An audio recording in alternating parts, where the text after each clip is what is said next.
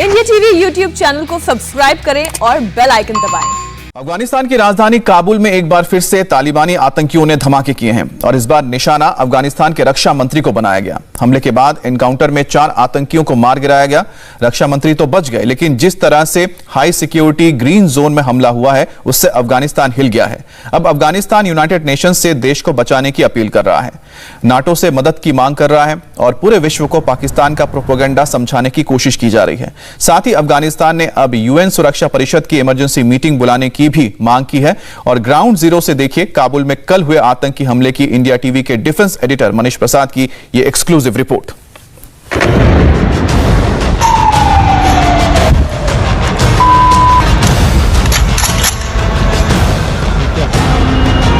रात 8 बजे का वक्त हो रहा था और काबुल के आसमान में धुएं का गुबार नजर आने लगा। शहर का शेरपुर इलाका गोलियों की आवाज से गूंज उठा।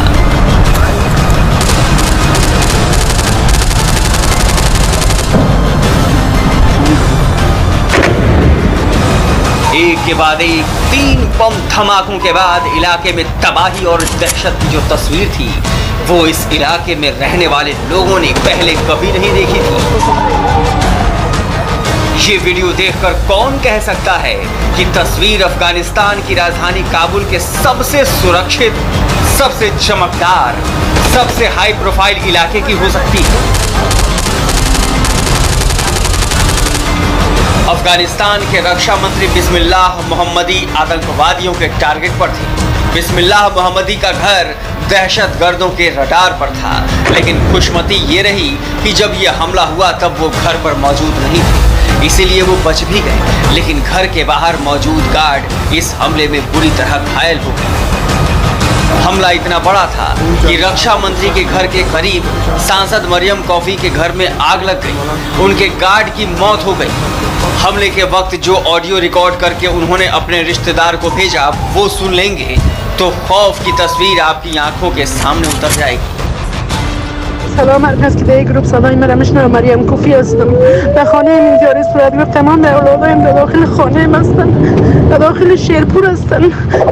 نمیفهمم چه جریان داره. بادیگارد من کار شده که اگه زندگیم تباه شد خانه‌ام در گرفت. सांसद मरियम कौफी रात के 8 बजे अपने व्हाट्सएप ग्रुप में बात कर रही थी कि विस्फोट से पूरा इलाका थर्रा उठा था। हर तरफ आग और धुआं और उसके बीच गोलियों की आवाज थी। हमले में करीब 20 से ज्यादा लोग जख्मी हुए हैं।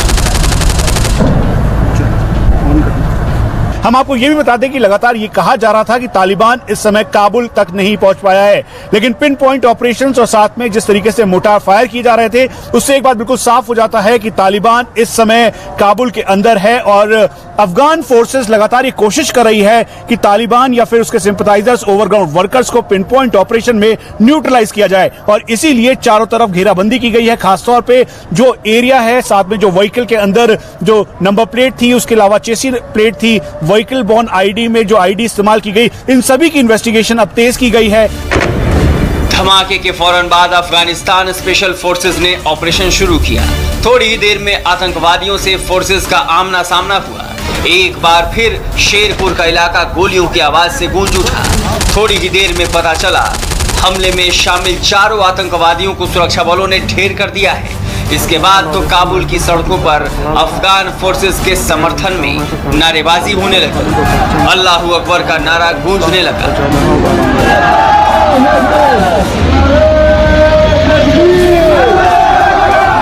रात के 8 बजे काबुल की संसद मरियम डर और खौफ में थी, लेकिन रात 9 बजे आतंकवादियों के मारे जाने के बाद पाकिस्तान मुर्दाबाद का नारा लगाकर वो सड़कों पर आ गई।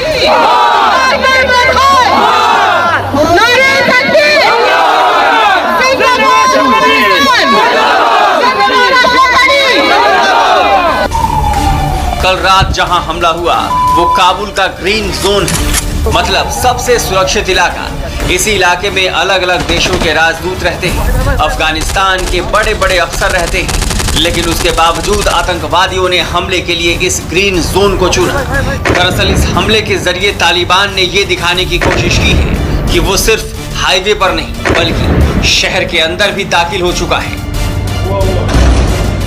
खासतौर पर ये जो पूरा एरिया है, शहरों का जो एरिया है, ये भीड़भाड़ वाला इलाका है और ठीक पीछे की तरफ इमरजेंसी एक्सेस के पास डिफेंस मिनिस्टर का घर है। इसीलिए जैसे ये ब्लास्ट हुए उसके बाद स्टैंड ऑफ फायर हुआ और अफगान सिक्योरिटी फोर्सेस ने चारों तरफ से घेराबंदी कर जो आतंकी जो तालिबानी सस्पेक्ट किया जा रहा है वही उन लोगों को न्यूट्रलाइज किया। लेकिन गंभीरता इस बात की है कि अभी तक ये कहा जा रहा था कि तालिबान काबुल तक नहीं पहुंचा है और जो बाहर के एरियाज हैं वहां को उन एरियाज को डोमिनेट कर रहा है। लेकिन पिन पॉइंट ऑपरेशंस में अफगान सिक्योरिटी फोर्सेस लगातार इनको न्यूट्रलाइज कर रही है, साथ में इनके जो बड़े ठिकाने हैं उनको ध्वस्त कर रही है। लेकिन अभी की सबसे बड़ी खबर यह है कि जो डिफेंस मिनिस्टर का घर है उसके पास एक एक करके 3 बड़े धमाके हुए और इन धमाकों के बाद लगातार क्रॉसफायर किया गया। ये पहले से तय था कि मंगलवार की रात अफगान फोर्सेस के समर्थन में लोग सड़कों पर निकलेंगे, रैलियां निकालेंगे और उनको सैल्यूट करेंगे। लेकिन लोग सड़कों पर निकल पाते उससे पहले ही हमला हो गया और हमले के बाद जब एनकाउंटर शुरू हुआ और तालिबानी आतंकी ढेर हो गए, इसके बाद तो लोगों का जोश और हाई हो गया। हर तरफ अल्लाहू अकबर का नारा गूंज रहा था।